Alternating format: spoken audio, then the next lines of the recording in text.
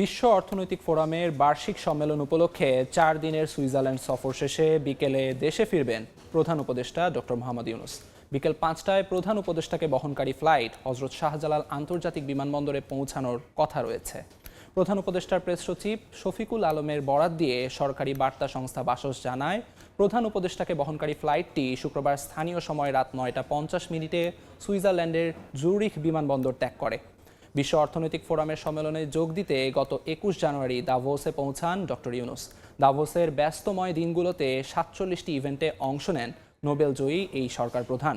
বিশ্ব অর্থনৈতিক ফোরাম আয়োজিত বিভিন্ন কর্মসূচিতে যোগ দেওয়ার পাশাপাশি বিভিন্ন দেশের সরকার, রাষ্ট্রপ্রধান, জাতিসংঘের বিভিন্ন সংস্থার শীর্ষ নির্বাহী, বৈশ্বিক শীর্ষস্থানীয় 10 ব্যবসায়ী প্রতিষ্ঠানের প্রধান নির্বাহীর সঙ্গে বৈঠক করেন ডক্টর ইউনূস।